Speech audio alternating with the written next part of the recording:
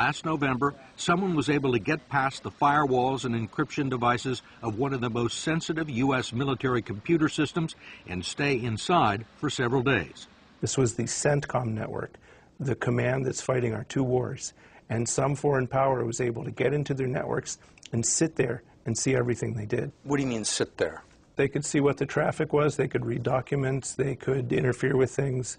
It was like they were part of the American military command. It's now clear this cyber threat is one of the most serious economic and national security challenges we face as a nation. 4 months after taking office, President Obama made those concerns part of our national defense policy, declaring the country's digital infrastructure a strategic asset and confirming that cyber warfare had moved beyond theory. Another case you have probably not heard anything about involves an extortion plot against the state of Virginia. Last year, a hacker got into a medical database and stole millions of patient prescription records and then followed it up with a ransom note. The note said, "I have your," I can't say that word on television, stuff, we'll call it, "in my possession right now."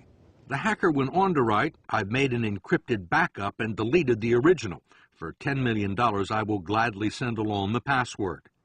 The state of Virginia says it was eventually able to restore the system, but the stolen information, including names, social security numbers, and prescriptions, can be used, sold, or exploited, according to the FBI. Did the Virginia Prescription Monitoring Program pay the $10 million? I can't discuss that. Sean Henry's job is to police potential targets all over the United States. He is an assistant director of the FBI in charge of the Bureau's cyber division.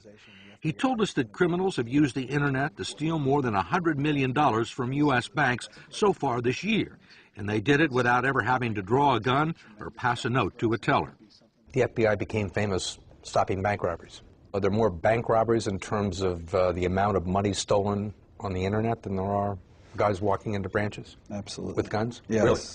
I've seen attacks where there's been $10 million lost in one 24-hour period. If that had happened in a bank robbery where people walked in with guns blazing, that would have been headline news all over the world. And the bank probably didn't want it known. Certainly, when there's a network breach, the owners of the network are not keen to have it known that their network was breached because of their concern that it might impact their business.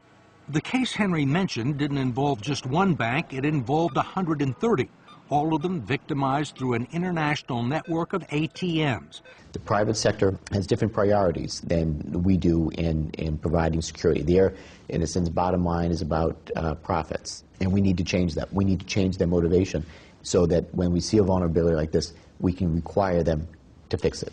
As serious as the electronic theft and extortion of hundreds of millions of dollars might seem, they pale in comparison to some of the other possible scenarios that are no longer outside the realm of possibility. I look at this as like a pre-9/11 moment, where we identify a problem, we identify a threat, we know it exists, we know it's real, and we don't move quickly enough to fix the problem. We will not get focused on this problem until we have some catastrophic event. If the power grid was taken offline in the middle of winter and it caused people to suffer and die, that would galvanize the nation. I hope we don't get there, but it's possible that we will.